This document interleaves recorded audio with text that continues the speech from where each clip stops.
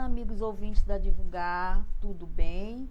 Vamos dar continuidade à nossa exploração da revista Reformador, ano julho de 2016, cujo título é Saber Sofrer.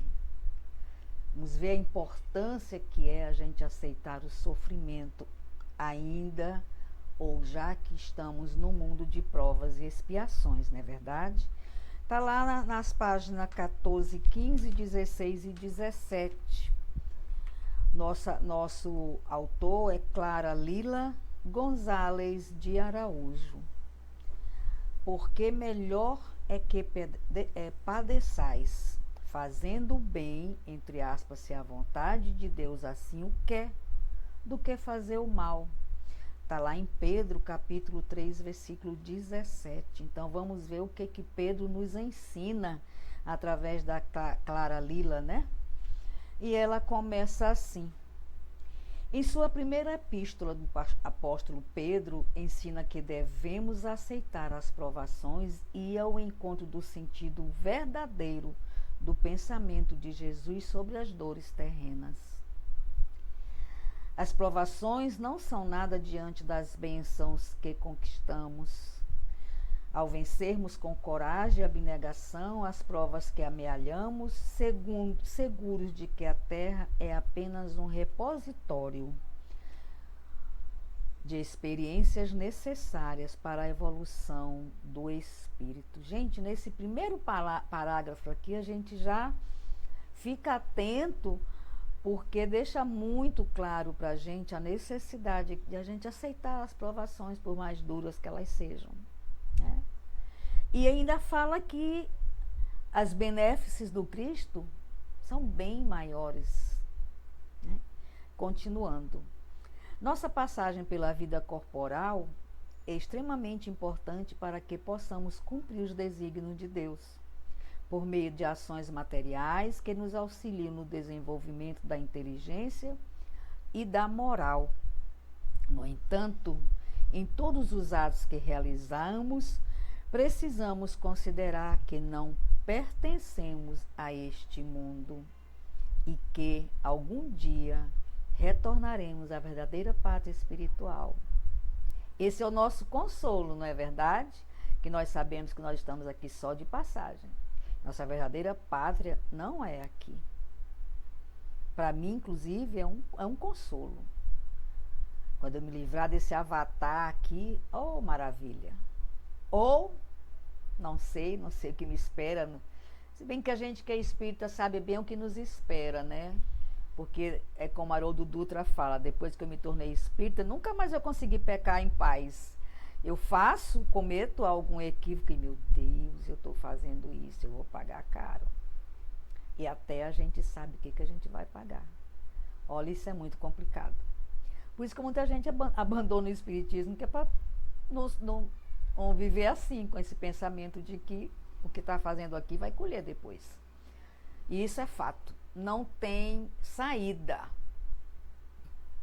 Certas pessoas que não conhecem os princípios básicos do espiritismo não conseguiriam entender ou aceitar os objetivos abençoados que nos movem na busca da melhoria espiritual. Gente, essa semana eu participo de um trabalho no centro espírita que eu frequento, chamado Acolhimento Mediúnico. É tipo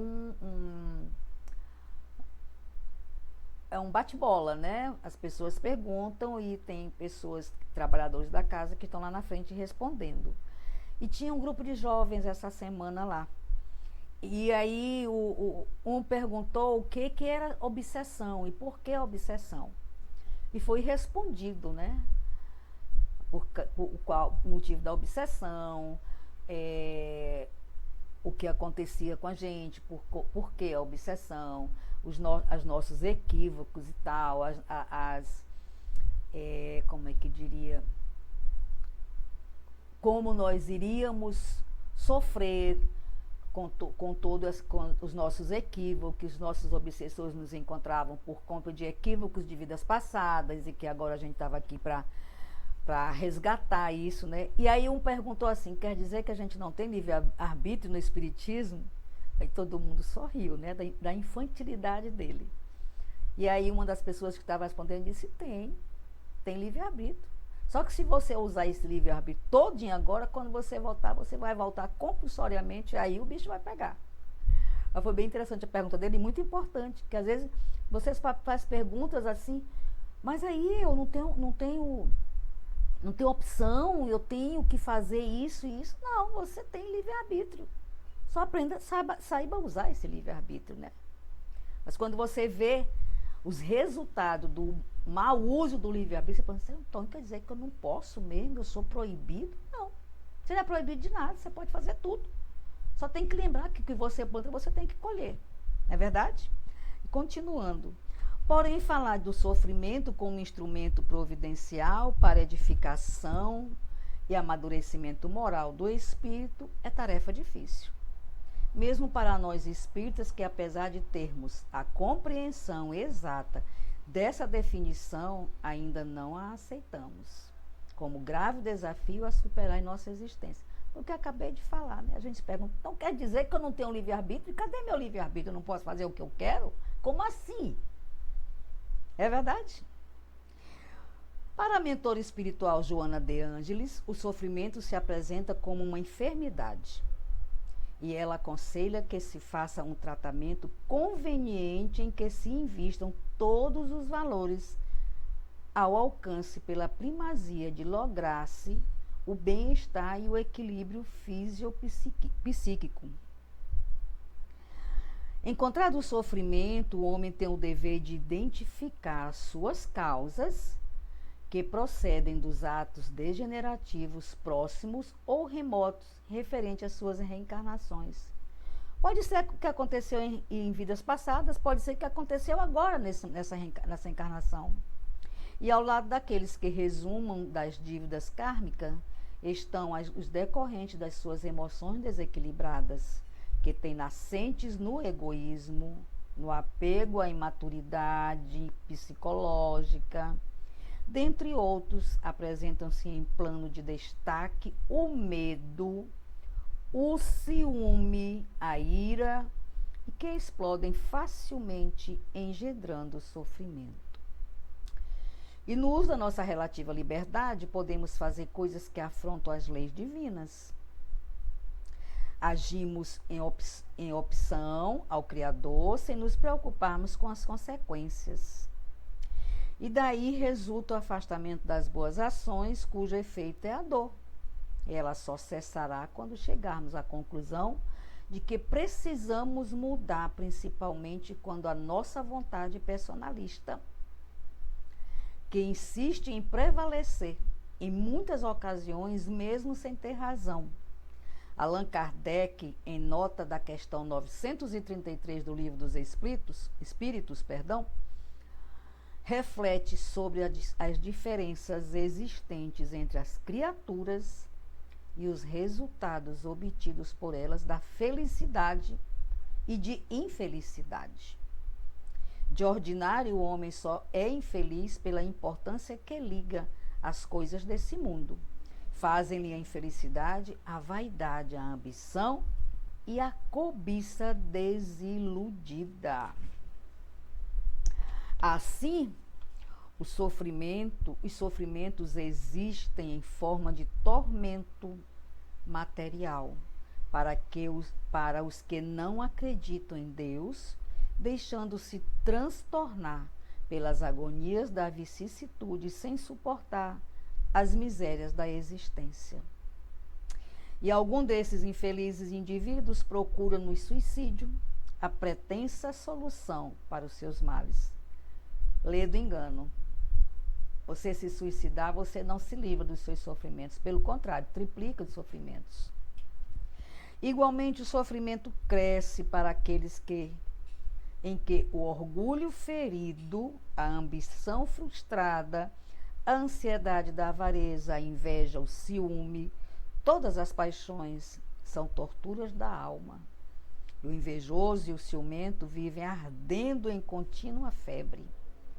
São os que criam suplícios voluntários para si. Gente, quando a gente tem conhecimento dessa situação, de que todos os males que a gente vivencia É responsabilidade nossa. É culpa nossa. Ninguém tem culpa do que nós sofremos. Nós somos responsáveis pelos nossos pensamentos, pelas nossas atitudes, pelo nosso comportamento, pelo nosso falar, pelo que a gente traz no coração. Ninguém tem responsabilidade sobre isso. E quando você tem consciência disso e que você adquire todas essas dores, esse sofrimento para si, diz assim, eu sou o culpado. Gente, isso dói demais.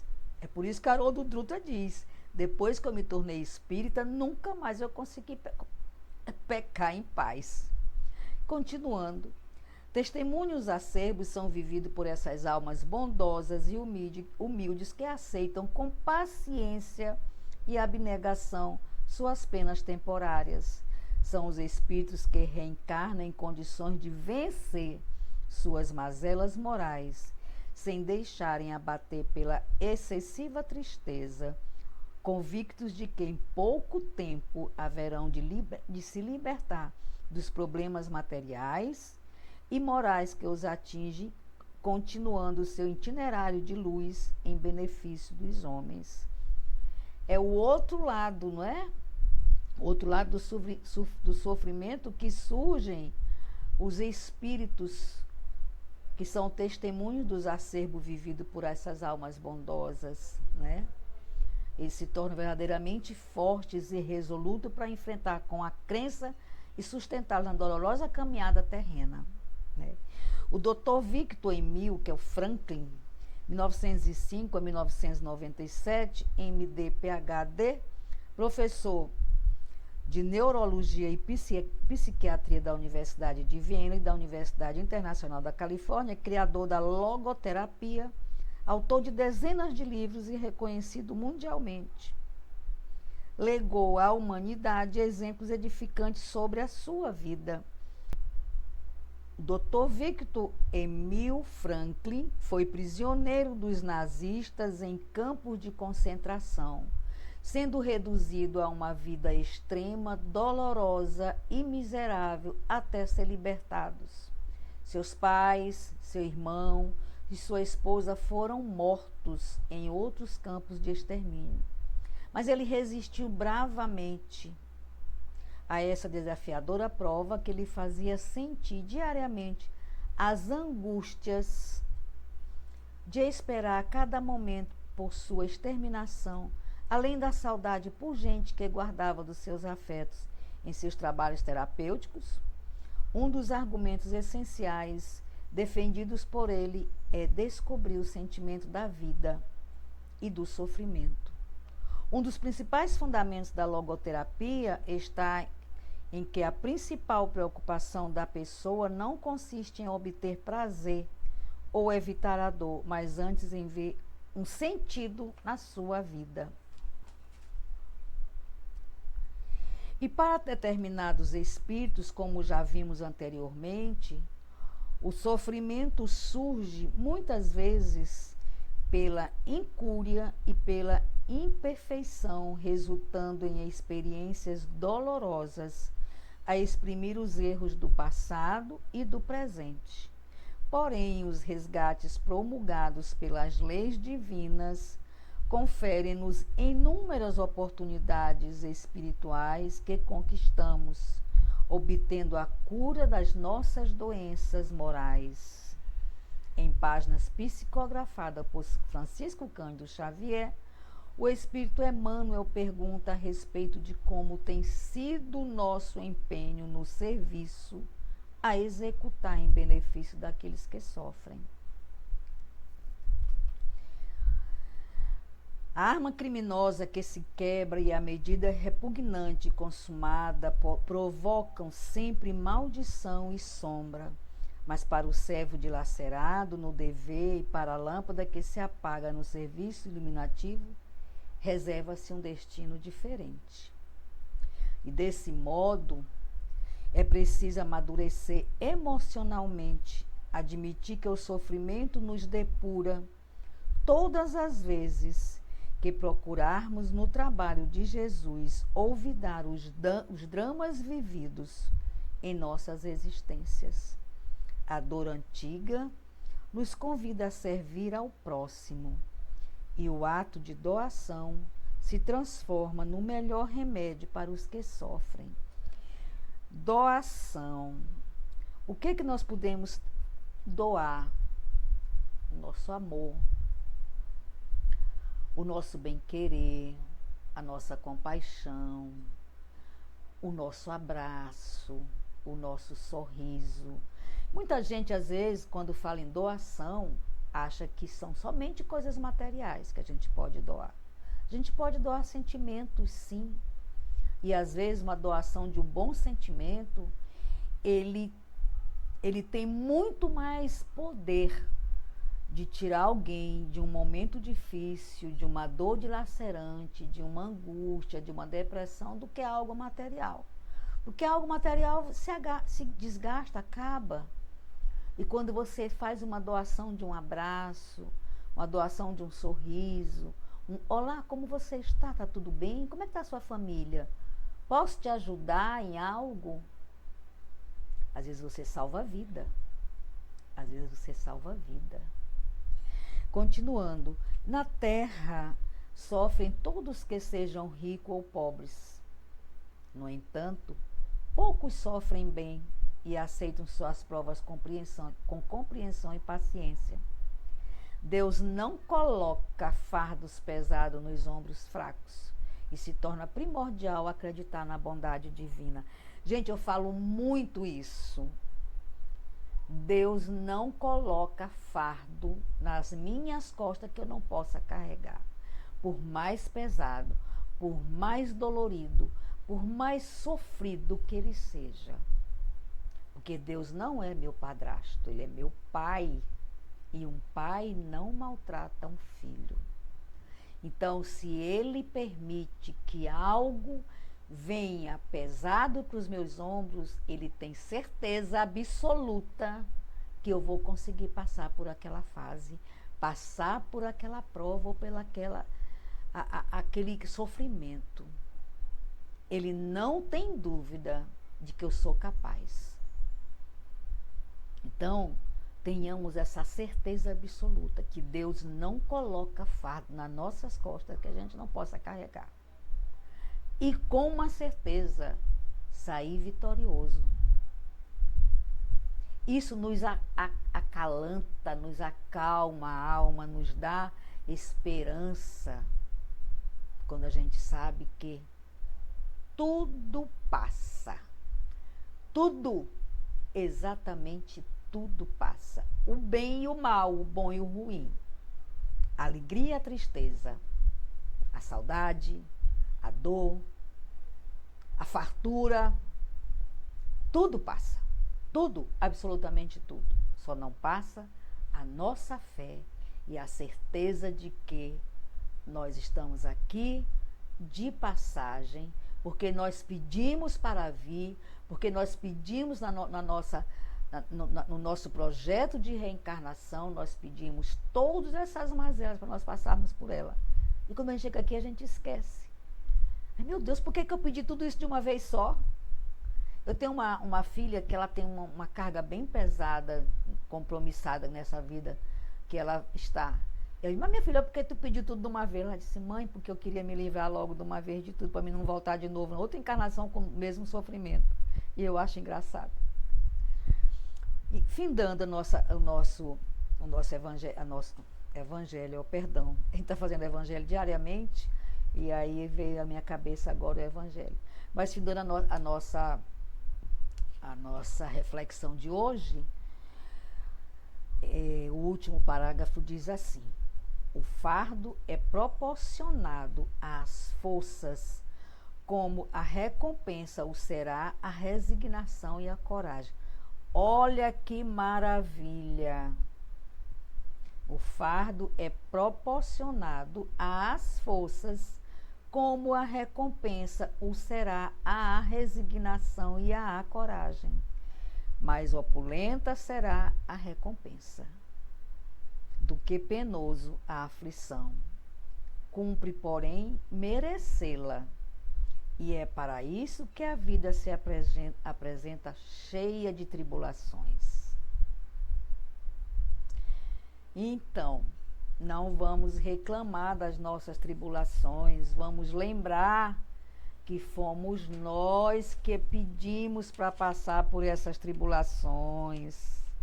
Não é verdade? Nós que pedimos. Então não tem jeito, né?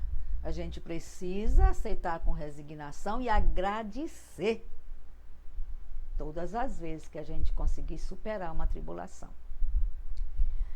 E assim a gente finda a nossa conversa por hoje, né? A nossa reflexão. E mais uma vez, muito agradecida pela audiência, pelos comentários, pelos likes.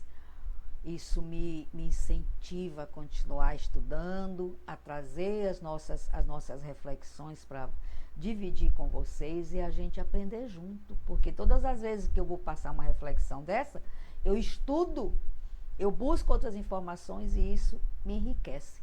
E a minha felicidade é ter a oportunidade de passar para vocês isso que eu aprendi.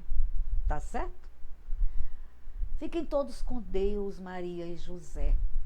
Mais uma vez, muito obrigada. Wanda Barros para divulgar.net. Até a próxima.